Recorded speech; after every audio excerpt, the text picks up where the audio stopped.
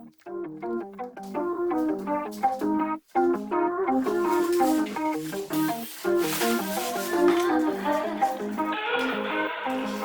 morning. I get my hopes up every time, and I don't wanna be let down each road to find.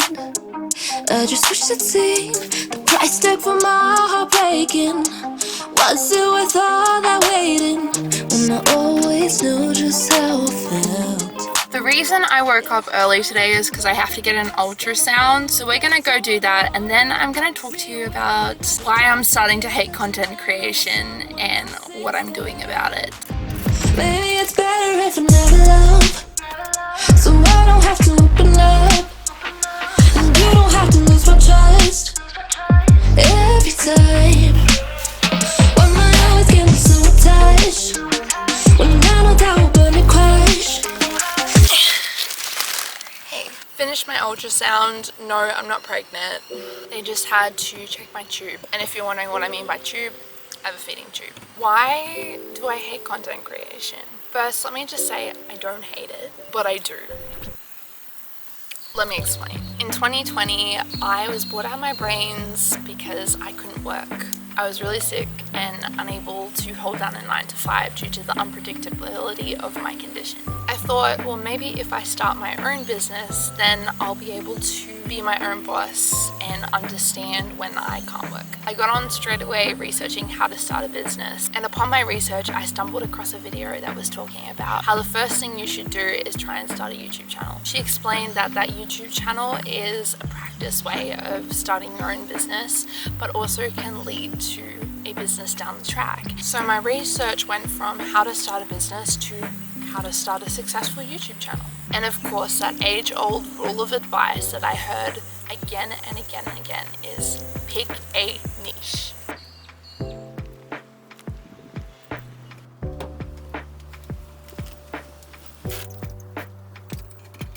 At that time, I was really interested in watching lifestyle channels. One of my favorite YouTubers was Miley and still is. Morning routines, night routines, shopping hauls. And because I had a passion in film and had been doing film all throughout school, I loved the techniques you could use in order to make a really nice lifestyle video. So in August 2020, Amity's life was born.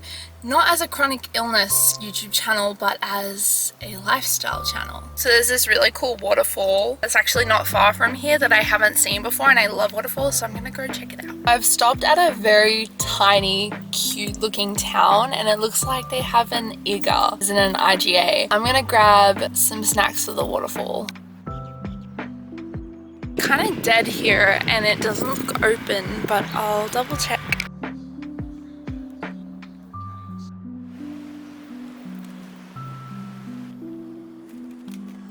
That was the cutest little IGA I've ever seen. It kind of reminds me of a couple of IGAs out where I'm from. I was the only customer.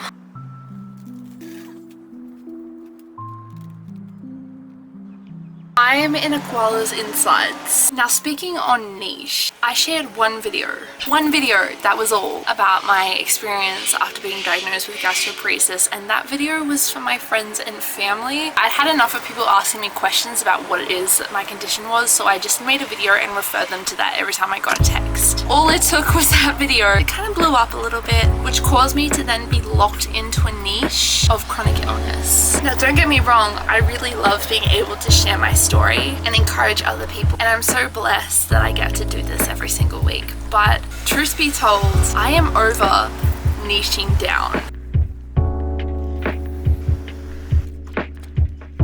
Let's hit the road again. I got lost for a second there, and my GPS was telling me to go where I shouldn't have gone, but we're here now, so it's a bit of a trek, so let's go. Content creation has become less about creating bingeable art and more about promoting yourself, but not your true self, and certainly not more than one part of yourself. The social media of today has encouraged us to take on bland, one-dimensional characters, telling the same story over and over again, and you bet the more extreme the better. Art is fired and shock is promoted. Do you have the X factor? doesn't matter anymore. You need the shock factor. Attention spans are cut in half, and instead of finding ways to encourage patience, big tech creates solutions to cater towards our restlessness. Content creators are forced to keep up, many resorting to controversial titles and sensationalized thumbnails. A gnarly surfing vlog gets you average views, while the vlog filmed in the hospital goes viral. We're addicted, obsessed. The worse the better the worst. You compare your body to the girl in the photo while she compares her personality to the girl in your video. It's a never-ending cycle. No one wins. Phone usage is on the rise, while so is mental health. I've had enough, so I'm making a change. Now we're here, let's have a little bit of a chat. Where was I? Ah yes, niches. Niches have to be one of the most fastest ways to grow on YouTube, but they are also a living nightmare. As I explained before, they turn us into one-dimensional people who become labeled and titled by our niche, whether that be a struggle that we face, because we all know that there's a bit of an oppression Olympics going on online as well, or whether it's one of our interests that we love, but however we love multiple interests, and some people, their interests change over time. So what do you do with that? Well, I'm taking action. I will not be defined by a niche any longer, and if that means that I don't grow in a massive way on YouTube, then stuff it. See, I miss being able to vlog beautifully crafted videos like this. Videos that my channel isn't usually able to make. Why? Because it's not within my so-called niche.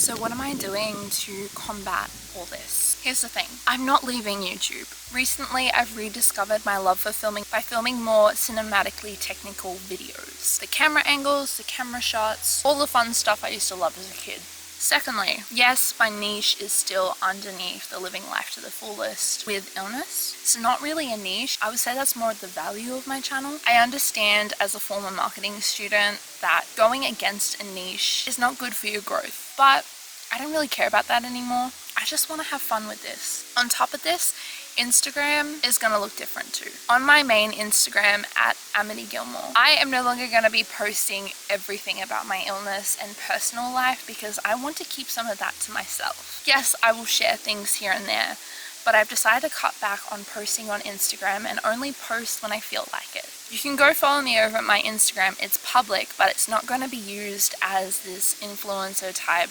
Instagram account. My Etsy Instagram account, on the other hand, at Lamia Joy Boutique, will be used a lot more. By the way, if you want to go shop my products, I'll link my Etsy up there. And in terms of Facebook, I'm not going to be posting on Facebook anymore. I want to be more intentional about the way that I live and be less online. I think it's time to head home.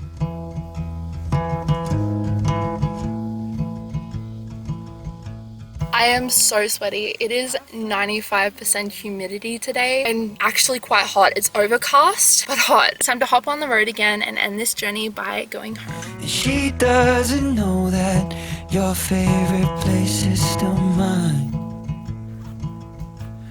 Now I take the long way home, avoid what I can. Thank you for coming along with me on this little outing. If you like this video, be sure to give it a big thumbs up, and if you liked it even more, don't forget to click that subscribe button. You can also follow me over my Instagram at Amity Gilmour. Love you guys. God bless. All of the streets we used to on First Avenue, 'cause sometimes I don't even know where I'm going at first. All of the turns that I had to